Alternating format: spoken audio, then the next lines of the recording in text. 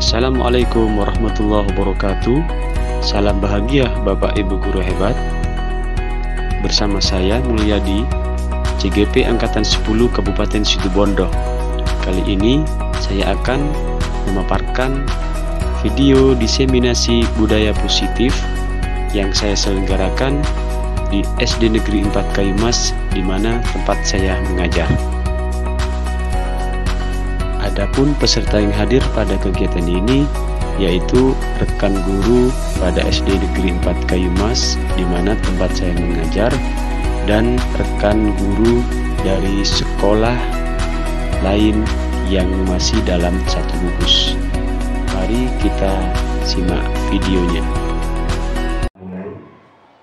Assalamualaikum warahmatullahi wabarakatuh. Selamat pagi, salam sejahtera bagi kita semua. Bismillahirrahmanirrahim. Alhamdulillahirabbil alamin. Wa bihi nasta'inu 'ala umuri dunya wad din. Wassalatu wassalamu 'ala asyrofil anbiya'i wa sayyidil mursalin sayyidina Muhammad wa 'ala alihi wa sahbihi ajma'in. Amma ba'du. Yang terhormat Bapak Kepala SD 4 Kayumas, yang kami hormati dalam hal ini pemateri Bapak Mulyadi SPDST selaku dalam guru penggerak angkatan 10 Kabupaten Situbondo, juga pengurus KKI Gugus 93 Kecamatan Merjasa beserta Bapak dan Ibu guru segugus 63 yang saya hormati dan saya banggakan. Alhamdulillah, puji syukur kita sampaikan, kita haturkan kehadirat Allah Subhanahu wa Ta'ala bahwasanya di pagi hari ini, tepatnya tanggal 5 Juni, kita bisa melaksanakan acara diseminasi budaya positif yang diselenggarakan oleh calon guru penggerak angkatan 10 Kabupaten Situbondo, yaitu Bapak Mulyadi SPDST. Yang kedua, sholawat wa salam marilah kita haturkan kehadiran junjungan kita Nabi besar Nabi Muhammad sallallahu alaihi wasallam.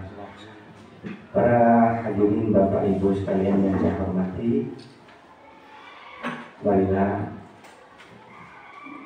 saya ditunjuk sebagai pembawa acara dalam acara pada pagi hari ini. Akan saya bacakan susunan acara sebagai berikut. Yang pertama yaitu pembukaan, dilanjutkan dengan acara yang kedua, sambutan Bapak Kepala Sekolah SPDST selaku calon guru penggerak angkatan 10 Kabupaten Situbondo. Waktu kami persilakan. Terima kasih. Bismillahirrahmanirrahim. Assalamualaikum warahmatullahi wabarakatuh. Selaku pimpinan lembaga penyelenggara kegiatan ini yang saya hormati Bapak Kepala Sekolah SDN 5, 6, dan 7 Kayumas, dan Bapak Ibu guru yang sangat saya banggakan. Terima kasih telah hadir membersamai saya ini dalam acara diseminasi budaya positif. Syukur alhamdulillah, kita panjatkan kehadirat Allah Subhanahu wa Ta'ala atas nikmat, yaitu kegiatan ini diselenggarakan pertama dalam rangka memenuhi tugas saya sebagai calon guru penggerak. Yang kedua, saya memang berkewajiban untuk mendiseminasikan budaya positif ini di tingkat sekolah dan gugus. Jadi ini sudah memang kewajiban saya pribadi dan juga kewajiban saya sebagai guru penggerak. Karena di belakang acara ini kami dilindungi oleh BPJP, Balai Besar Guru Penggerak. Setelah itu baru Dinas Pendidikan. Jadi setiap acara yang calon guru penggerak laksanakan itu dari BPJP dulu diturunkan ke Dinas Pendidikan, baru ke penyelenggara ke CGP. Jadi bisa dipertanggungjawabkan lah, bukan asal-asalan dulu. Terkait tadi yang diluarkan oleh Bapak Yunus, itu memang pernah disampaikan proyeksi guru penggerak ke depan pada loka adaptasi. Namun motivasi saya terkait proyeksi calon guru penggerak ke depan seperti apa, saya sudah tidak melihat ke sana, Bapak Ibu. Saya hanya menikmati prosesnya dan saya melaksanakan dengan baik, dan mudah-mudahan sampai terakhir, sampai saya lulus. Jadi di sini saya akan menyebarkan pemahaman dan penerapan pengalaman budaya positif, Bapak Ibu. Budaya positif itu mempunyai konsep yaitu perubahan paradigma belajar, motivasi perilaku manusia, disiplin positif, posisi kontrol dunia, nilai-nilai kebajikan, keyakinan kelas, kebutuhan dasar manusia, dan segitiga restitusi.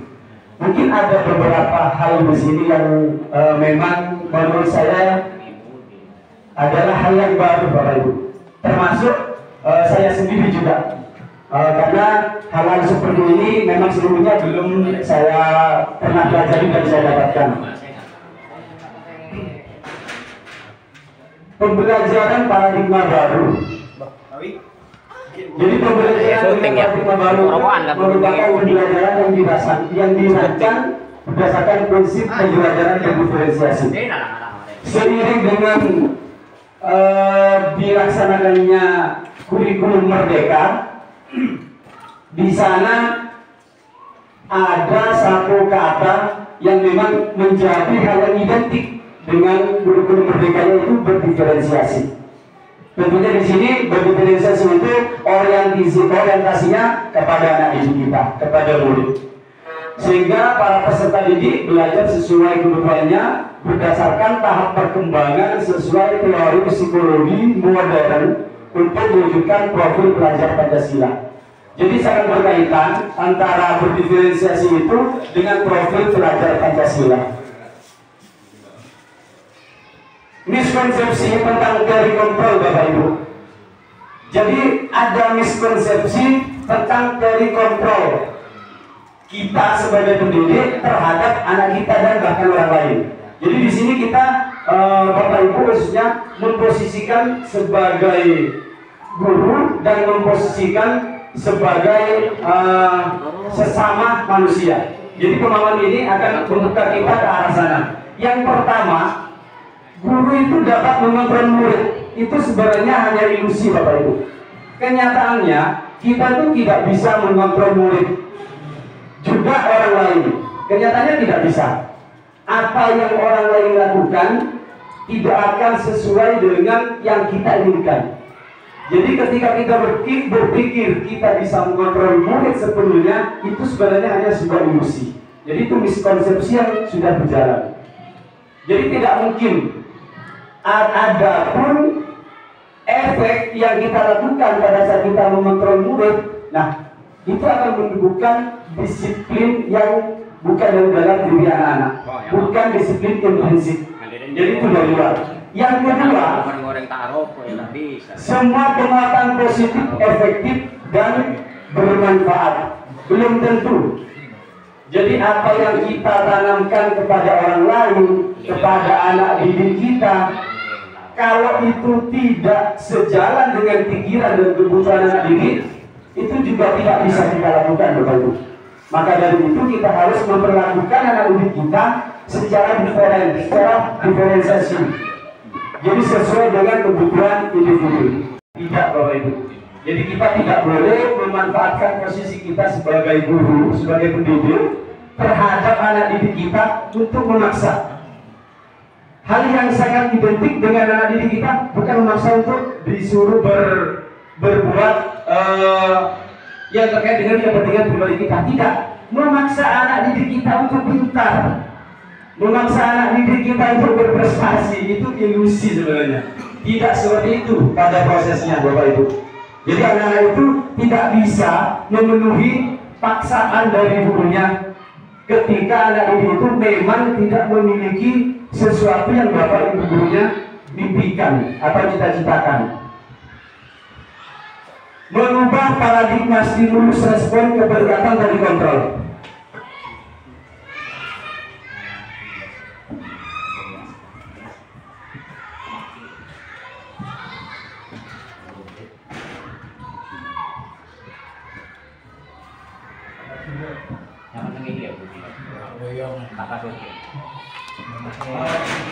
Saya mengisi 60 menit kurang lebih lagi karena di sini dilanjut dengan acara ada perubahan paradigma stimulus respon ke pendekatan teori kontrol. Jadi di sini akan terlihat perbedaan antara stimulus respon dan teori kontrol. Dalam stimulus respon, realitas atau kebutuhan kita sama. Pada teori kontrol, realitas kebutuhan kita itu berbeda. Itu sudah sangat jelas ya Pak Ibu. Kebutuhan itu tidak sama, kebutuhan kita. Kebutuhan anak-anak tidak sama. Itu dalam teori kontrol yang seharusnya kita terapkan untuk menjadi pemicu budaya positif di sekolah. Jadi jangan samaratakan apa yang kita inginkan terhadap anak didik kita. Yang kedua, semua orang melihat hal yang sama. Tapi pada teori kontrol, setiap orang memiliki gambaran yang berbeda, memiliki cita-cita yang berbeda. Kita melihat satu gelas teh dilihat oleh 10 orang akan menimbulkan persepsi sebanyak 10. Ada yang bilang teh itu enak, menurut menyukai teh. Ada yang bilang itu teh tidak enak jika mereka tidak suka teh. Jadi arahnya sana. Terus yang ketiga, kita mencoba mengubah orang agar berpandangan sama dengan kita. Ini pada stimulus respon sebelumnya Bapak Ibu. Tapi pada teori kontrol, semua perilaku itu memiliki tujuan. Entah itu perilaku positif ataupun negatif, semua dilakukan pasti memiliki tujuan dan beralasan pada teori kontrol. Berikutnya adalah orang lain bisa mengontrol saya. Itu pada stimulus respon yang diterapkan di sebelum-sebelumnya. Tapi pada teori kontrol, hanya Anda yang bisa mengontrol diri Anda. Jadi jangan berharap pada saat kita bisa mengontrol anak didik kita berhasil. Kita berhasil menempatkan diri kita dalam pikiran mereka. Tidak. Banyak anak didik hanya segan dan takut ketika bertatap muka dengan kita, Pak Ibu. Ketika kita mongkor, mereka akan kembali pada sifat asli mereka. Tujuannya di sini apa? Menanamkan bagaimana mereka nanti berbuat meskipun tidak berhadapan dengan kita. Salah satu contoh saja, membuang sampah ketika ada guru dan tidak ada guru itu akan berbeda. Memunculkan hal yang sekecil itu susah. Coba saja kita ini, ada nggak siswa yang memungut sampah tanpa ada bapak ibu guru yang lain? Kayaknya jarang, dan itu sudah saya lakukan. Tapi kalau ada bapak ibu guru, kalau levelnya mereka sudah level 2, tanpa disuruh mereka pungut karena ada bapak ibu guru. Tapi yang masih level 1, begitu disuruh mereka pungut. Jadi teori kontrol seperti itu. Yang berikutnya adalah pemaksaan ada pada saat bujukan gagal. Pada teori kontrol, kolaborasi dan konsensus menciptakan pilihan-pilihan baru. Pada saat anak-anak melakukan kegagalan dan kita paksa, itu tidak mungkin. Tidak akan ada efek positif yang akan didapatkan. Tapi pada teori kontrol, ketika ada orang lain atau anak didik kita melakukan kesalahan, kita bisa melakukan dengan cara kolaborasi dan konsensus. Kita bicara bersama, dulu permasalahannya apa, itu akan menghasilkan hal yang berbeda, Bapak Ibu. Kita kenali solusi yang anak-anak butuhkan, kita kenali bersama, kita cerita bersama, itu akan berbeda hasilnya.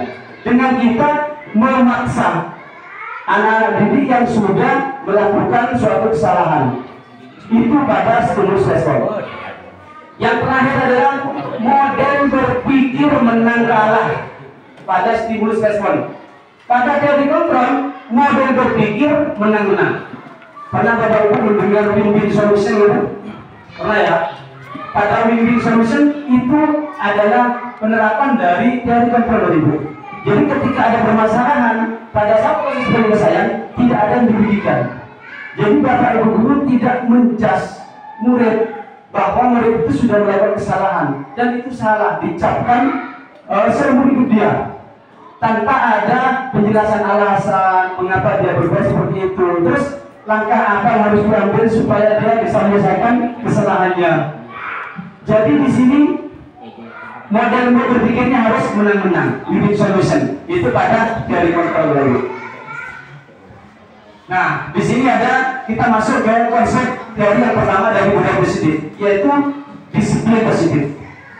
Coba Bapak Ibu satu saja kalimat, kalau kita dengan disiplin itu apa yang terbesit dalam pikiran Bapak Ibu? Harus. Selain itu mungkin Pak Jalil, disiplin itu apa menurut Pak Jalil? Bisa ya? Konsisten. Ada lagi? Disiplin itu harus dan konsisten. Disiplin itu sebenarnya berasal dari kata disiplina, yang artinya belajar. Artinya belajar. Disiplin mengacu pada disiplin diri yang memiliki tanggung jawab terhadap apa yang dilakukannya berdasarkan nilai-nilai yang diyakini. Beda dengan disiplin positif, Bapak. Memang benar, disiplin itu identik dengan aturan.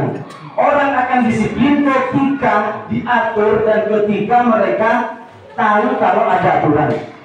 Tapi beda dengan disiplin positif. Disiplin positif merupakan salah satu cara penerapan disiplin yang bertujuan untuk menumbuhkan. Nah, jadi beda. Untuk menumbuhkan kesadaran serta memberdayakan peserta didik tanpa imbalan, tanpa reward, tanpa penghargaan, ancaman atau hukuman. Jadi ini disiplin positif. Kalau disiplin yang sebenarnya, yang kata dasarnya memang benar. Disiplin yang sebenarnya itu sebenarnya intensitas, kepatuhan, terus ada juga unsur kepaksaan juga ada. Tapi pada disiplin positif di sini lebih mengarah ke penumbuhan. Sebagai pendidik, tujuan kita adalah menciptakan peserta didik yang memiliki disiplin diri sehingga mereka berperilaku mengacu pada nilai-nilai kebajikan universal. Ini nanti akan kita bahas di berikutnya, yaitu nilai-nilai kebijakan universal. Ini juga baru saya dengar, baru saya terima juga. Apa sih nilai-nilai kebijakan universal? Dan memiliki motivasi intrinsik. Nah, tujuan diseminasi positif ini adalah kita harus bisa menumbuhkan motivasi intrinsik dalam perubahan perilaku ke arah yang lebih baik. Jadi selama ini kita jangan merasa berhasil ketika kita memampang beberapa aturan tata tertib kita pampang di sekolah dan anak-anak didik kita mengikuti itu, kita sebenarnya belum sampai pada penumbuhan motivasi intrinsik. Karena sebenarnya mereka masih dikendalikan oleh selembar kertas tata tertib yang dipampang di sekolah. Mereka dikendalikan oleh kalimat-kalimat ancaman guru dengan wajahnya yang garang-garang sehingga mereka terngiang-ngiang mengkotak ngaria, mengkotak ngaria. Sebenarnya itu yang tidak diinginkan untuk tumbuh pada pemikiran didik kita. Yang harus kita temukan adalah motivasi intrinsik.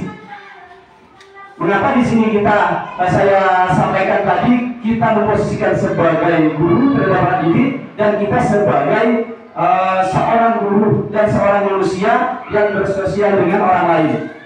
Jadi kita harus memiliki disiplin motivasi yang intrinsik, yang tumbuh dari dalam diri kita sendiri. Nilai-nilai kebajikan. Nilai-nilai kebajikan itu ternyata adalah nilai-nilai yang sudah disepakati bersama oleh lintas agama, Bapak Ibu. Jadi nilai-nilai ini sudah disepakati oleh lintas agama. Nilai-nilai kebajikan yang diambil dan dikutip untuk dijadikan salah satu konsep pada budaya positif, yaitu nilai sepakati bersama lepas dari suku bangsa, agama, bahasa maupun latar belakangnya. Berarti ini konteksnya sudah universal. Teori ini dipakai di seluruh dunia dalam dunia pendidikan. Contoh nilai kebajikan institusi apa organisasi.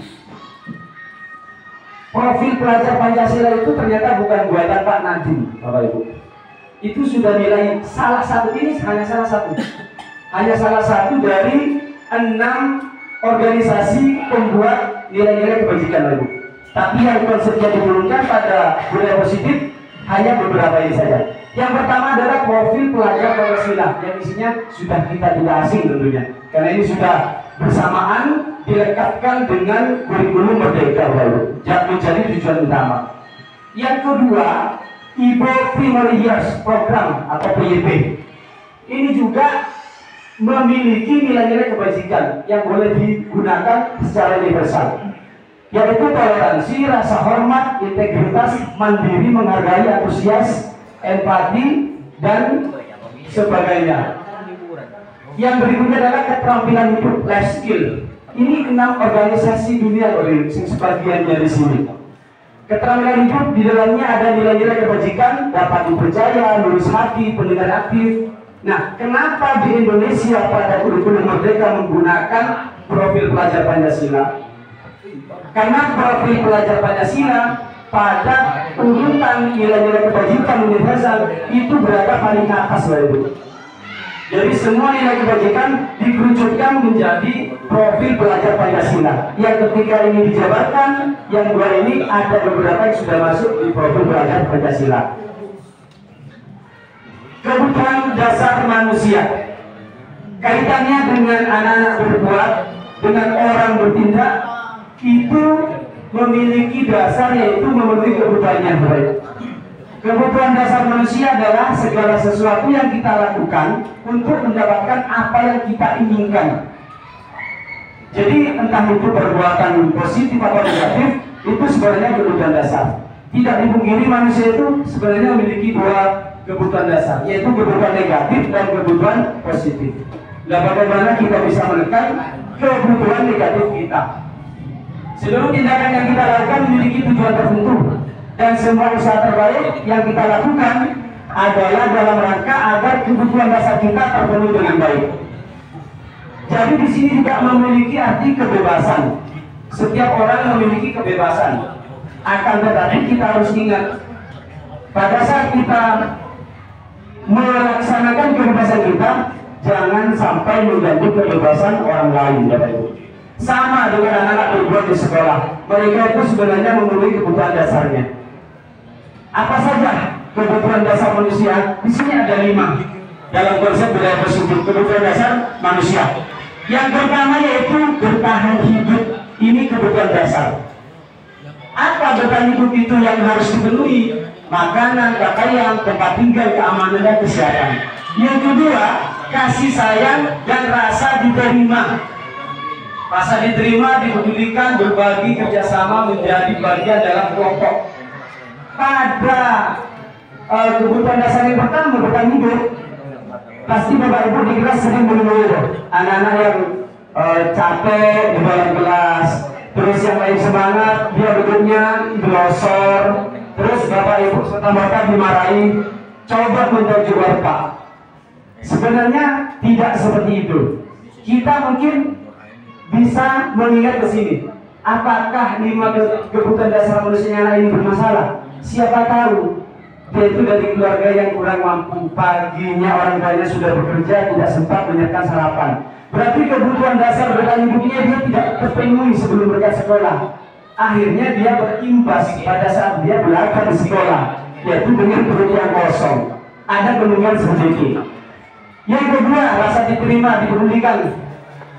Ini contohnya ada anak didik kita, pada saat kita bicara, dia tahu-tahu menyela, dia tahu-tahu memanggil temannya. Ternyata dia memenuhi kebutuhan ini, kasih sayang dan rasa diterima. Mungkin tidak ada perlakuan yang berbeda pada anak itu, karena di kelas anak itu ada yang senang mendengarkan, ada yang senang berbicara, ada yang senang menulis. Saya pernah mencoba, biarkan anak-anak berikan kebebasan, namun tetap tidak mengganggu kebebasan orang lain. Tanamkan pada anak-anak, kamu itu bebas anak-anak, mau melakukan apa di kelas, kamu bebas. Tapi ingat, temanmu juga punya kebebasan loh ya. Kalau itu ditanamkan, anak-anak itu akan bisa mengendalikan pada saat dia mau melampiaskan kebebasannya, dia tahu iya ya. Untuk kalau bebas aja lencet, tapi itu tak dia. Paling tidak dia akan tahu situasi dan kondisi dan tempat. Untuk ini loh, aja lencet. Karena di dalam ada orang yang tidak mau diganggu. Yang terakhir adalah kesenangan. Kesenangan adalah bermain, humor, antusias, tertawa. Ini. Jadi kita sebenarnya harus bisa memahami 5 kebutuhan dasar ini sebagai guru terhadap kebutuhan dasarnya anak didik. Nah, Berikutnya adalah motivasi perilaku manusia. Motivasi perilaku manusia untuk menghindari ketidaknyamanan atau hukuman. Manusia berbuat itu alasannya itu ada dua, yaitu untuk menghindari ketidaknyamanan atau hukuman. Bapak Ibu masuk itu mungkin ada yang biar tidak dimarahi kepala sekolah, pasti ada. Karena sungkan pada teman yang lain itu pasti ada sih. Anak-anak juga mereka belajar rajin pura-pura baca di dalam kelas itu mungkin karena takut dihukum, menghindari hukuman. Yang kedua itu untuk mendapatkan imbalan atau penghargaan dari orang lain. Nah ini lumayan sih, karena dengan seperti ini orang akan berbuat, meskipun dia akan mengharapkan imbalan, paling tidak dia akan berbuat. Bilang kok balai yang berpak dulu, kok mau sampah. Atau kita sebagai bawahan, bilang kok alaman mungkin dikit kepala sekolah mau tahu saya berbayaran keren.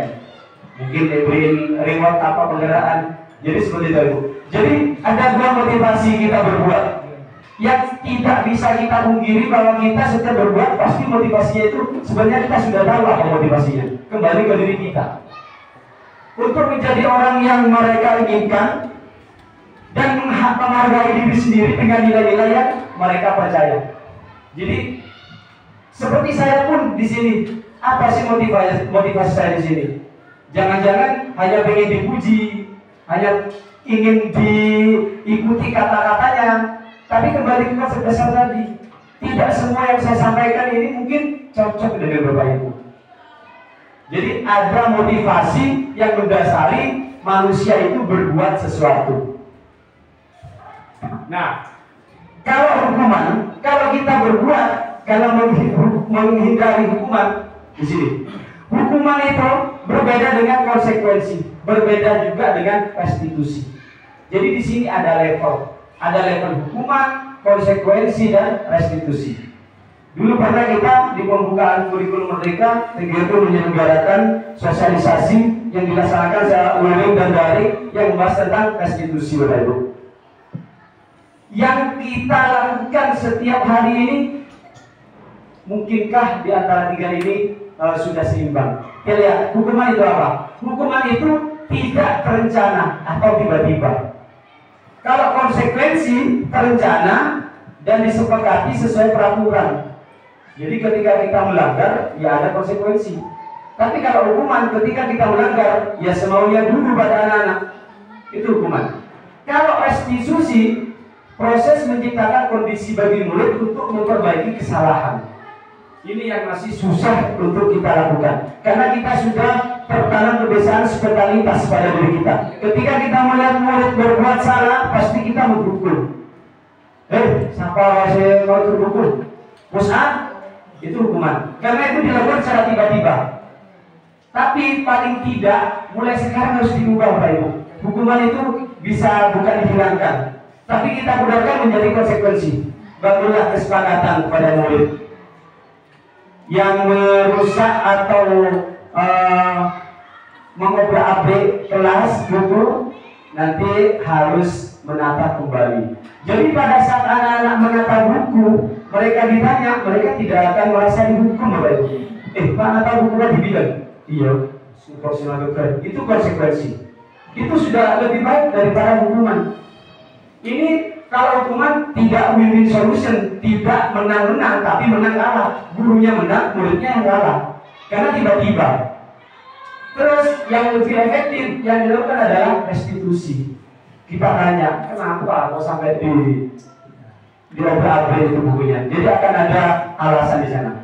Terus yang ketiga pada hukuman itu bersifat satu arah, Bapak Ibu. Kalau hukuman itu bersifat satu arah, karena murid tidak tahu. Setelah murid dipanggil ke kantor para pakar, dia tetap tidak tahu kalau rumah Pak gurunya. Karena hukuman, bukan konsekuensi. Yang terakhir kalau hukuman itu adalah berupa hukuman fisik atau psikis, verbal atau fisik, pasti itu sudah. Tapi lumayan kalau disinfeksi sebenarnya sudah jarang kalau hukuman fisik, Pak Ibu. Mulai dari kegiatan kecil mekang, nasib jijing, nasib kopek itu kurangi sudah Ibu. Masa sudah berkurang di sini Pak? Keasaran berarti sudah kurang. Takut iya, karena media sosial kan seperti ini. Iya. Terus konsekuensi itu murid tetap dibuat tidak nyaman. Nah, meskipun anak-anak itu ada konsekuensi, tahu dengan aturannya, tapi murid tetap merasa tidak nyaman. Kestana lah kok malu kuliah, jangan kok selain di sonologi. Jadi seperti itu. Sikap guru selalu memonitor murid. Ini kalau konsekuensi Ibu. Berarti kita tidak berhasil membuat anak didik kita mandiri dalam mengelola disiplin dan motivasi. Kita harus tetap jadi pemantau. Siapa sih mengejar guru? Ego komandan apa ya? Repot.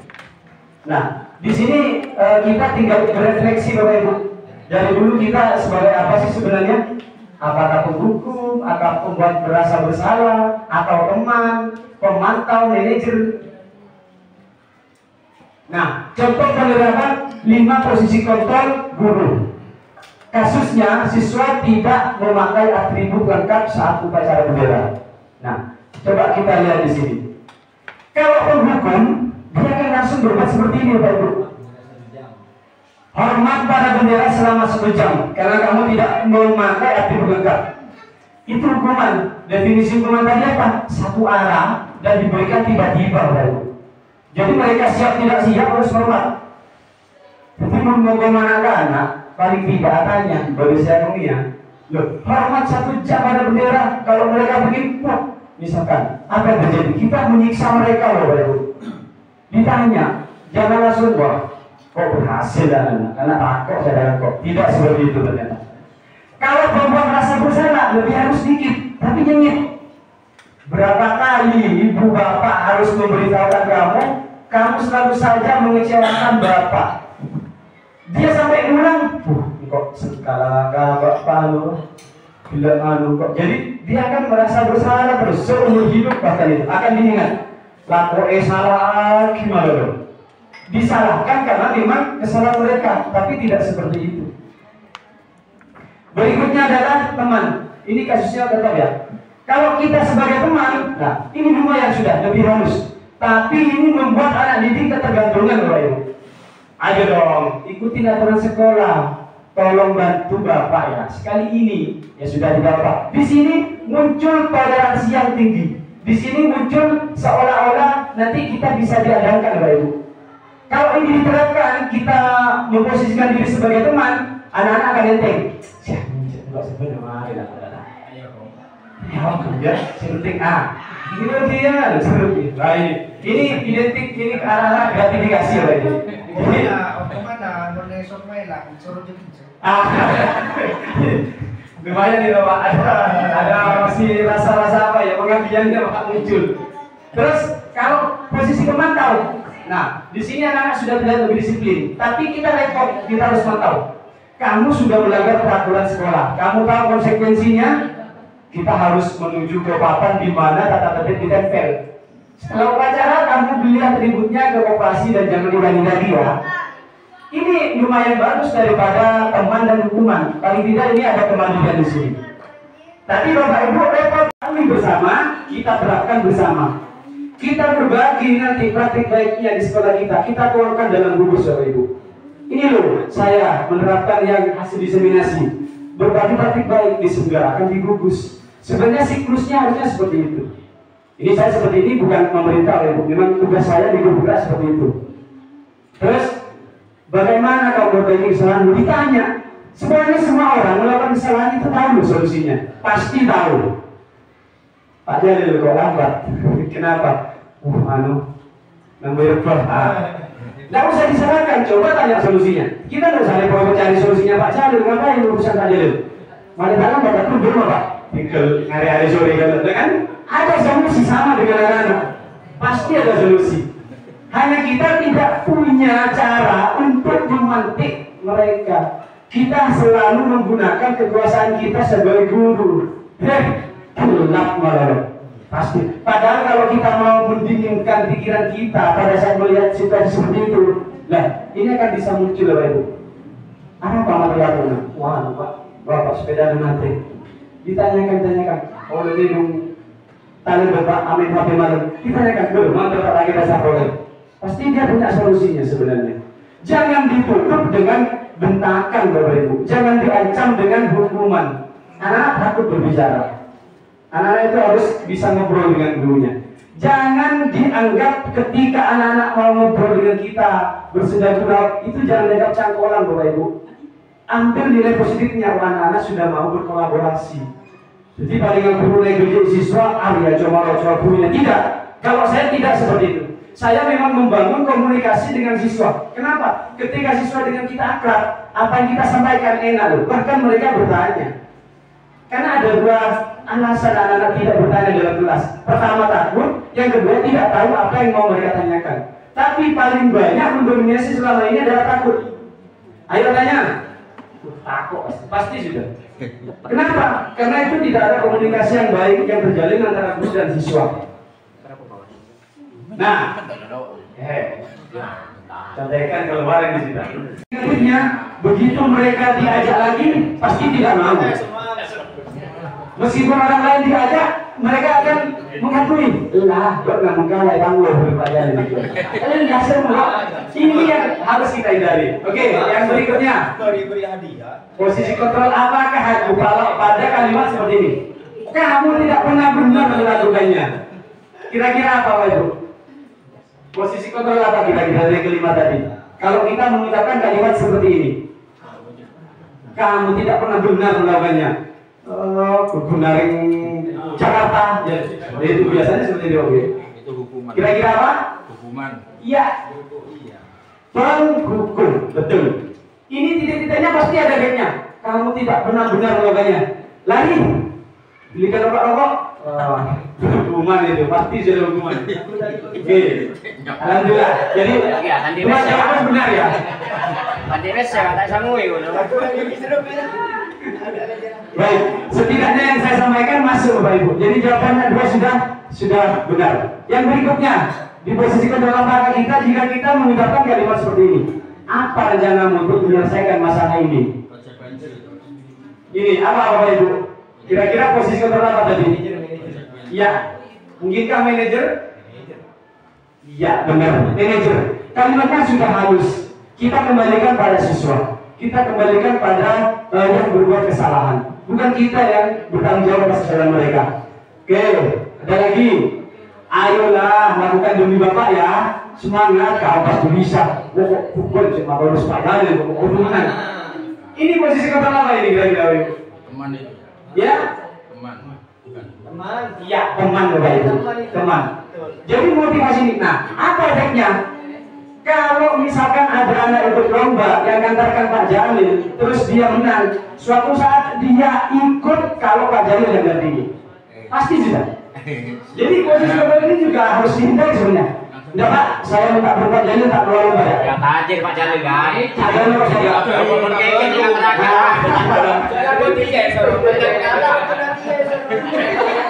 karena saya tajir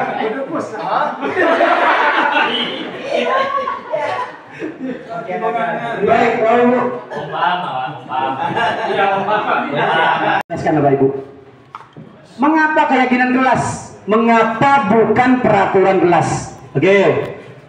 Coba Bapak Ibu kemarin pada saat kita COVID, alasan Bapak Ibu bermasker. Pertama ada COVID, kita belum percaya. Alasan Bapak Ibu menggunakan masker itu apa? Kenapa? Kenapa menggunakan masker pada saat itu beraktivitas? Apalagi kita sebagai ASN kadang kemana-mana. Kenapa Bapak Ibu? Aturan. Ya, karena aturan. Karena aturan. Masker jaga jarak. Kita menggunakan masker itu pertama adalah karena aturan. Motivasinya bukan dalam diri kita, karena aturan. Lagu masker tak oleh masuk KDS. Nah, di sini kenapa keyakinan kelas? Nah, setelah COVID berjalan 1 tahun lebih, Bapak Ibu menggunakan masker karena apa sudah? Karena kebutuhan dan takut sudah Bapak Ibu kan ya? Tak nyaman tak masker, takut itu lari. Itu sudah merubah keyakinan Bapak Ibu. Kalau pertama kita menggunakan masker itu karena diatur sama pemerintah. Ya kita pakai kemana-mana pakai masker karena diatur. Tapi ketika kita yakin menggunakan masker itu dapat menyelamatkan kita, nah itu baru keyakinan. Sama dengan helm. Kenapa pakai helm? Wah, tangkap polisi. Itu berarti kita masih memenuhi aturan. Tapi kalau kita yakin mengaku helm, melabur bentor lumayan, itu yakin kita. Oh, itu keyakinan. Jadi kenapa bukan aturan kelas sekarang, tapi keyakinan kelas. Bukan aturan kelas. Wah, kalau dulu di Pampang peraturan kelas 4. Wah, siswa harus masuk jam 7. Itu peraturan. Mengapa tidak peraturan saja? Mengapa harus keyakinan? Jadi itu tadi Bapak Ibu gambarannya. Pembentukan keyakinan kelas itu sebenarnya berbeda dengan pembentukan peraturan Bapak Ibu. Kalau peraturan itu dibentuk oleh satu pihak kadang-kadang, hanya guru saja yang membuat. Dibuat oleh guru, dipampang di kelas dan harus diikuti oleh seluruh warga kelas. Kalau keyakinan kelas tidak seperti itu. Keyakinan kelas itu bersifat abstrak, boleh dituangkan, boleh tidak Bapak Ibu. Sama dengan visi sebenarnya. Visi itu kan yang dituangkan cuman interpretasinya saja. Kalau isinya yang sesungguhnya itu banyak kalau dijabarkan. Yang kedua adalah berupa pernyataan universal Bapak Ibu. Tidak hanya terikat pada kegiatan di kelas, tidak. Jadi keyakinan dibentuk tidak hanya untuk kegiatan di kelas, tidak, karena universal. Berikutnya dibuat dalam pernyataan positif. Contoh kalimatnya Bapak Ibu, kalau membuat keyakinan kelas, hindari kata-kata negatif seperti jangan, ya. Jangan mencoret tembok, itu kata negatif. Itu tidak bisa membuat anak-anak yakin. Kalau tidak mencoret tembok itu rapi, tidak yakin. Diubah aja kalimatnya. Kita jaga kebersihan tembok misalkan. Jangan buang sampah di sini, itu kalimat negatif. Itu sebenarnya tidak efektif kalau kita pakai di sekolah. Jagalah kebersihan lapangan dari sampah. Munculkan kalimatnya sampah. Oh, jadi tidak boleh buang sampah dong di sini. Jadi seperti itu. Yang berikutnya adalah sedikit saja agar mudah diingat. Tidak banyak-banyak Bapak Ibu. Tidak satu kertas buffalo itu kita penuhi dengan aturan yang harus disepakati. Tidak. Jadi keyakinan itu lebih sedikit dan kita mudah mengingatnya supaya kita bisa menerapkannya. Yang terakhir adalah semua warga sekolah atau warga kelas dilibatkan saat membuat keyakinan kelas. Jadi jangan persiapan tahun ajaran baru Bapak Ibu menyiapkan administrasi plus peraturan kelasnya ditempel di kelas. Pada saat anak kelas 3 naik kelas 4 dilihat, di kelas 4 tidak boleh bersuara ketika guru mengajar. Repot dia. Kok kayak gini ya? Ambu nyuruh tak kelas telok boleh kok tak lulus dina atau lagi. Apa yang mereka alami? Setiap hari mereka akan tertekan. Kok ternyata tapi peraturannya seperti ini. Jadi seperti itu. Tidak boleh membuat keyakinan itu sepihak. Karena keyakinan kita berbeda dengan keyakinan orang lain. Ya, monggo Pak. Seandainya sebelum kita membuat keyakinan kelas, biasanya kita buat kesepakatan kelas. Apakah itu apa ya? Yang sering saya lihat atau saya alami di kelas, biasanya bukan keyakinan tapi kesepakatan kelas. Mungkin sekarang atau berikutnya kita akan maju atau masuk ke keyakinan kelas untuk berikutnya. Jadi sementara kita ada kesepakatan kelas yang sudah kita sepakati bersama dengan peserta didik, sehingga begitu ada peserta didik yang melanggar, konsekuensi dengan kan situ ada konsekuensinya kalau kesepakatan. Iya betul. Yang harus kita lakukan apa kalau melanggar kesepakatan itu? Gimana untuk apakah itu ranah kesepakatan bersama keyakinan? Tidak.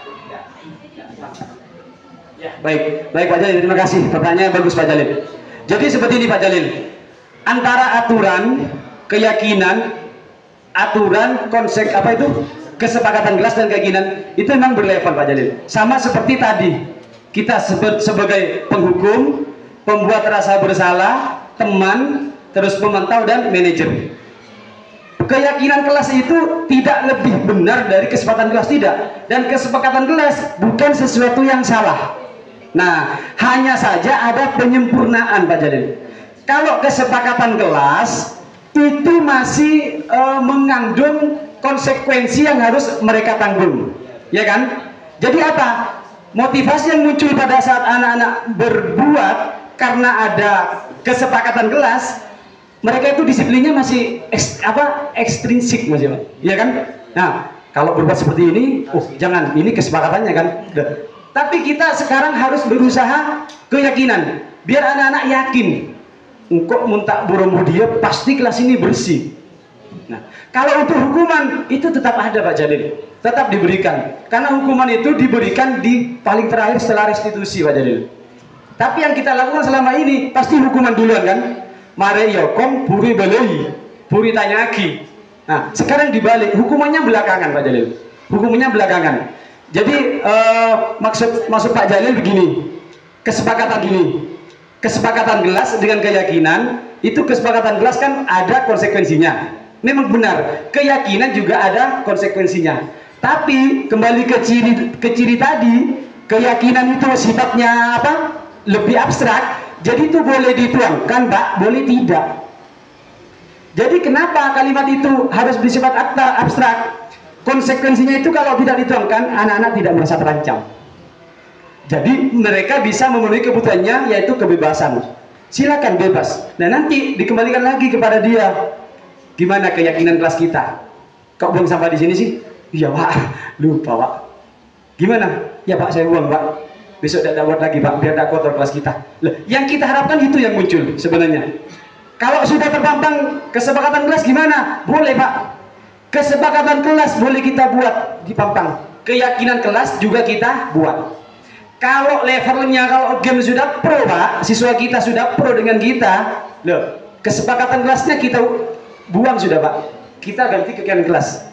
Jadi kalau kita masuk kelas, di dalam kelas masih tata tertib, itu masih pemula Pak.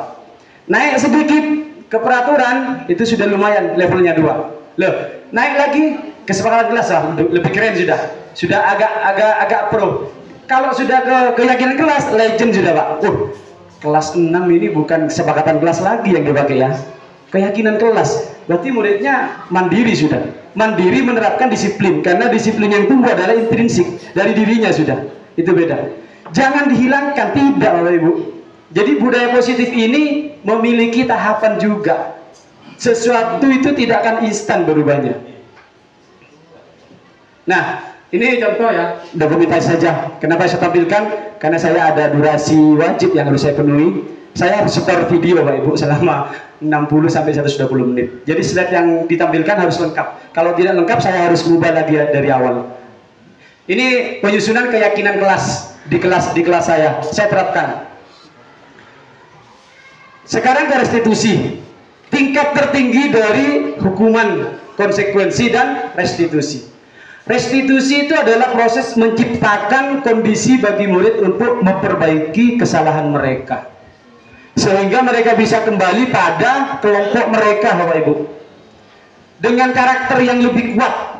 Jadi setelah direstitusi, anak-anak itu akan memiliki percaya diri yang lebih tinggi, dengan karakter yang lebih kuat. Kenapa? Karena mereka melalui proses penyelesaian masalah yang mereka buat sendiri. Restitusi juga merupakan proses kolaboratif yang mengajarkan murid untuk mencari solusi untuk masalah mereka. Jadi itu sudah biasa, manggil anak-anak yang bertengkar ke kantor itu sudah biasa Bu. Tapi kita harus ingat, apa yang sebaiknya kita lakukan, komunikasi seperti apa yang harus kita bangun pada saat seperti itu. Dan membantu murid berpikir tentang orang seperti apa yang mereka inginkan. Jadi mereka harusnya jadi orang seperti apa sih biar tidak mengalami hal seperti itu. Dan bagaimana mereka harus memperlakukan orang lain. Ini dikutip dari bukunya Gazen tahun 2004 ya Ibu. Nah, restitusi itu seperti yang saya sampaikan tadi memiliki tahapan segitiga restitusi. Restitusi itu kan suatu proses dialog yang dijalankan oleh guru agar dapat menghasilkan murid yang mandiri dan bertanggung jawab. Ada 3 tahapan Bapak Ibu. Loh, restitusi itu bukan sebuah teori yang susah untuk kita lakukan. Sebenarnya kita mungkin secara tidak sadar, berarti kok singkapan Rob restitusi sudah masuk ya. Saya melakukan restitusi. Tinggal dilihat kerangkanya, kita berpikir Tinggal kita lihat kerangka komunikasi yang kita bangun pada saat itu. Yang pertama adalah menstabilkan identitas. Yang kedua, validasi tindakan yang salah. Yang ketiga, menanyakan keyakinan. Ini sebenarnya videonya agak panjang, ada di YouTube saya ya, di tugas membuat skenario. Jadi pada tahap menstabilkan identitas itu Bapak Ibu ada di sini, apa ini namanya ya, kalimat-kalimat yang mungkin jadi pertimbangan Bapak Ibu untuk Bapak Ibu lakukan pada saat melakukan restitusi. Di langkah awal kita menstabilkan identitas. Berdasarkan prinsip membuat kesalahan adalah bagian dari proses pembelajaran. Jadi anak-anak berbuat kesalahan itu sebenarnya proses dari pembelajaran Bapak Ibu. Yang kita lakukan pertama ini, berbuat salah itu wajar anak-anak. Tidak ada manusia yang sempurna. Bapak juga pernah melakukan kesalahan seperti itu. Jadi itu di awal-awal kita mengatasi kalau anak-anak ada masalah. Bapak tidak mau mencari siapa yang salah, tapi Bapak ingin mencari solusi dari permasalahan ini. Loh, kata kunci solusi, pada saat mencari solusi itu ada Bapak, Ibu guru dan murid atau si pembuat kesalahan. Kamu berhak merasa begitu. Kita tetap hormati. Anak-anak yang salah itu bukan kita rendahkan, kita hormati. Kamu berhak berbuat seperti itu. Siapa tahu dia mukul temannya karena dia mempertahankan harga diri. Makanya jangan langsung dihukum atau diselesaikan secara sebelah. Intinya harus menang-menang. Jadi itu. Kalau teori kontrol, kalau stimulus respon, menang kalah tadi. Yang kedua adalah validasi tindakan yang salah. Setelah kita menanyakan itu, nah kita lanjutkan pembicaraan kita ke anak didik. Kamu pasti punya alasan mengapa melakukan hal itu. Jika kita paham dengan 5 kebutuhan dasar, kita akan tahu kenapa anak didik melakukan seperti itu. Benar apa mangala jajan jana? Dilihat kebutuhan dasar pertama apa? Bertahan hidup. Mungkin dia lapar. Jadi bisa ditanya seperti itu. Terus yang terakhir adalah menanyakan keyakinan. Setelah tahu anak-anak melakukan kesalahan alasannya apa, kita tanyakan keyakinan. Apa keyakinan kelas kita? Misal, ya Pak, kalau mencuri itu sebenarnya kan tidak boleh dilakukan Pak. Ya sudah, kalau kamu yakin mencuri itu tidak boleh dilakukan, ya jangan dilakukan. Jadi mereka seperti itu. Seperti apa gambaran sebuah kelas yang ideal menurut kamu? Ya di kelas kita jangan ada pencuri Pak, biar enak. Jadi masalahnya, apakah anak-anak bisa menjawab segampang yang saya jawab barusan? Nah, di sana. Di sini tugas kita untuk membantu anak-anak membangun kalimat mengarah ke bahasa Indonesia. Jadi seperti itu. Terus, ini tinggal sebentar Bu. Nah, di sini sebelum penutupan, jadi ini sudah penutupan ya. Sebelum penutupan, di sini kita belajar bersama Bapak Ibu. Kita berefleksi bersama dari apa yang telah kita ikuti dari tadi. Yang pertama tindakan guru. Kita hukuman atau konsekuensi saja. Ya. Yang pertama, mencatat 100 kali di dalam buku kalimat saya tidak akan terlambat lagi. Ini termasuk apa Bapak Ibu? Hukuman ya. Pasti sudah. Karena ini dibuat sepihak dan tiba-tiba. Jadi anak-anak tidak tahu kalau mau disuruh mencatat seperti itu. Ini hukuman. Terus yang kedua, lari mengelilingi lapangan basket 2 kali karena terlambat hadir sekolah. Apa itu? Hukuman. Hukuman apa konsekuensi? Hukuman Pak. Konsekuensi Bapak. Karena ada kata karena. Ya, ada sebab, ada akibat. Kalau sebab kamu datangnya terlambat, akibatnya kamu lari mengelilingi. Ini konsekuensi. Dan anak itu sudah tahu pasti. Besok pelajarannya burani, olahraga. Yang terlambat datang ke lapangan akan lari mengelilingi lapangan 100 kali. Setuju? Setuju Bu. Jadi mereka lambat, mereka tahu sudah. Terus ini fisik, kan ini dihindari Bapak Ibu. Tidak ada, kalau konsekuensi yang fisik itu tidak ada. Ini hukuman berarti. Ini sudah fisik ini ya. Bung Karna itu.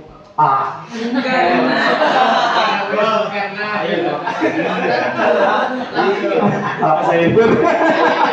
Forum ini direkam. Baik. Terus berikutnya adalah menggantikan kertas tugas teman yang telah dicoret-coret. Menggantikan. Ya. konsekuensi. Ya kita wajarlah mengganti milik orang lain ketika kita merusak. Konsekuensi itu Bapak Ibu. Jangan karena hukuman. Terus membersihkan tumpahan air di meja tulis karena tersenggol pada saat belajar. Konsekuensi itu sudah sangat mendasar. Yang berikutnya adalah murid disuruh untuk mengenakan sepatu seharian di sekolah karena tidak mengenakan sepatu hitam. Itu hukuman Bapak Ibu. Hukuman itu sudah jelas perbuatannya. Yang terakhir adalah lari mengelilingi lapangan basket 2 kali karena terlambat 10 menit. Apa itu? Konsekuensi karena sudah ada kesepakatan. Jadi alhamdulillah. Dalam penerapan program disiplin positif Bapak Ibu, kita hendaknya memiliki standar kepribadian yang mengacu pada profesionalisme kita dan sosial yang baik. Monggo. Ya. Ini dialognya Pak. Kayak saya Pak. Iya, iya. Posisinya dulu itu harus bagaimana?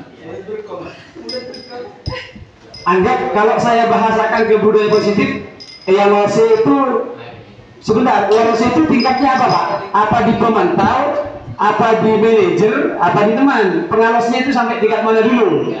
Terus dikasari, kalau dikasari pasti hukuman sudah. Berarti iya mare, iya cek nyator mare. Pada saat cek nyator itu kita posisinya seperti apa dulu Pak? Apa sebagai pemantau, apa sebagai teman, apa sebagai manajer? Nah, mungkin di sana, makanya kita disuruh berefleksi. Kok baru mau yang anak-anak? Pak tojo, yang kayak gitu, bagian. Pak kun bener. Pokol ayah bon misalnya seperti itu. Nah, berarti kita harus kembali ke posisi kita sebagai manajer dan melakukan restitusi ya Ibu. Iya, jadi seperti itu.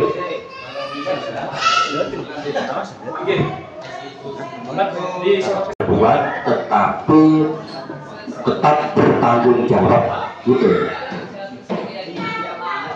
Ya, tepat sekali Pak Eko. Jadi murid itu bebas berbuat apapun karena murid pada saat berbuat memiliki alasan. Apakah dia memenuhi kebutuhan yang tadi, mungkin kebebasannya. Nah, jadi penanganannya apa sekarang? Ya kita sebagai guru harus memposisikan diri sebagai manajer dan melakukan segitiga restitusi Bapak Ibu. Kita tidak boleh menghambat kebebasan murid. Kita lihat lebih banyak mana sih tingkah laku murid saya di sekolah kebebasannya antara negatif dengan positif. Itu boleh. Loh, bagaimana kita bisa melihat kalau kita sudah kekang? Awas loh, bisa boleh simpak karena cendermeler. Tidak seperti itu konsepnya Bapak Ibu. Jadi kita bahkan itu bisa dijadikan catatan awal ketika kita mau melakukan restitusi ya Bapak Ibu. Mungkin ada pertanyaan lagi sebelum ditutup, monggo.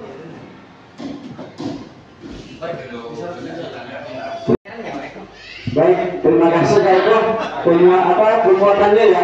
Sebentar saya tanggapi dulu ya. Yang saya tanggapi ada 3 tadinya. Kalimat yang disampaikan oleh Pak Haji Suradi, kita ini sebenarnya orang-orang yang sudah online barokana dulu. Itu kembali ke disiplin Pak. Tinggal lihat Pak, disiplinnya itu intrinsik atau ekstrinsik Pak. Terus yang kedua, yang Bapak Eko itu lakukan itu sudah benar Pak. Itu sudah termasuk konsekuensi yang dibangun secara abstrak Pak. Dan perlu digarisbawahi Pak Eko, antara melakukan himbauan dan orientasi pada siswa baru itu berbeda Pak ya. Jadi Pak Eko itu sudah baca itu bukan kesepakatan konsekuensi, tapi orientasi pada siswa baru di kelas baru Pak. Jadi dilihatnya itu wajar Pak, dan seperti itu himbauan, orientasi itu wajar. Nah terus kurikulum merdeka Bapak Ibu, pemerintah itu pintar bagaimana menumbuhkan disiplin intrinsik pada pegawainya. Pintar Bapak Ibu. Kenapa? Dibuatlah seperangkat aplikasi yang memicu mereka untuk berdisiplin secara intrinsik. Beda apa? PMM. Saya di guru penggerak ya di tahunya seperti itu. PMM dibuat untuk memicu disiplin ASN untuk melakukan penilaian. Tapi pemerintah tidak mau tahu alasannya. Mau dibuat sendiri, dibuat tidak, tahunya PMM berisi sesuai penilaiannya sesuai. Itu sebenarnya alat kontrol pemerintah untuk disiplin ASN-nya Bapak Ibu. Sama. Kalau kita sekelas guru yang ada di C1, Kiki, dia sudah menerapkan kontrol siswanya tanpa aplikasi. Ya sama dengan kita dikontrol oleh PMM. Nah, kalau kita pasif di PMM, ketinggalan Bapak Ibu. Ya kalau dulu, mungkin dulu saya tidak tahu ya, hanya gambarnya. Kalau mau naik pangkat, usul ini itu pakai berkas, hard file, ya, kita lihat keyboard pengawas gini-gini. Tapi beda dengan sekarang. Paling tidak kita akan berbuat. Kok tak bisa gitu? Masalah. Nah, satu, ASN sudah berusaha. Entar kasih minta tolong. Ada usaha sudah. Jadi pemerintah sebenarnya kita sudah. Dengan PMM membuat kita untuk berdisiplin sosialisasi. Jadi intinya itu sudah pemerintah tahu nak buat nah ini lah PMM mari aja. Mari tak mari tak buat nah. Nyuruh apa itu berarti sudah ada usaha Bapak Ibu. Jadi seperti itu. Moga Pak Pri pertanyaannya berkaitan dengan ranah otoritas ya kan. Jadi yang saya ambil dari keluh kesah curhat seorang ASN kepada atasan, dan itu bukan ranah saya. Kalau saya jawab itu akan jadi debat kusir. Yang saya tangkap dari Pak Pri yang tadi adalah kalau kita tidak boleh memaksa, gitu. Karena saya mengarah ke proses pembelajaran Pak Pri ya. Itu di luar ranah saya sudah. Kalau saya tangkap seperti tadi tidak boleh maksa, itu bukan diartikan tidak boleh maksa murid untuk pintar, bukan. Budaya positif ini adalah cover dari proses pembelajaran di kelas. Mungkin Pak Pri melihatnya masih terpisah, karena yang saya sampaikan tidak berkaitan dengan strategi belajar mengajar, metode belajar, metode ini itu, bukan itu. Ini sisipannya, karena memang dibuat terpisah, Pak Pri. Jadi seolah kita bukan hanya berlaku ini. Loh, pada saat ngajar kita harus bisa mengimplementasikan budaya positif pada PBM, proses belajar mengajar. Buktinya itu apa? Kita insertkan, kita masukkan ke dalam modul ajar. Jadi budaya positif, bagaimana kita memasukkan budaya positif ini? Itu sudah kembali ke teknis, ya. Jadi kembali ke teknis. Jadi bukan berarti kita tidak boleh maksa, bukan. Memaksa itu bisa dengan cara yang lebih positif. Jadi seperti itu. Kalau untuk yang lain-lain, kalau boleh curhat, kita juga bisa. Kalimatnya maksudnya. Iya. Ada PMM, ada macam-macam lah. Itu semuanya punya properti ya, Bri. Pasti ada income-nya itu. Baik, terima kasih teman-teman. Ada lagi sebelum saya tutup satu lagi. Atau menanggapi atau bertanya mungkin. Jadi mari usul dari Pak Jale dan Pak Adi itu saya kembalikan lagi ke pengurus gugus. Ketika ada sesuatu yang ingin diseringkan dan sudah pas dengan bidangnya siapa, kita sepakati. Mungkin dia bisa menyampaikan. Kemudian lagi mungkin kapitalisasi kelas, oh bapak ini kapitalisasi kelasnya lebih lengkap, lebih bagus buatnya, kita sepakati. Sebenarnya saya itu pembebasannya harus ke tingkat gugus juga, Pak. Jadi mari ke belakang, kalau seperti itu teman-teman, paling tidak acara yang di Berkong itu kita lanjutkan. Itu sudah bagus menurut saya.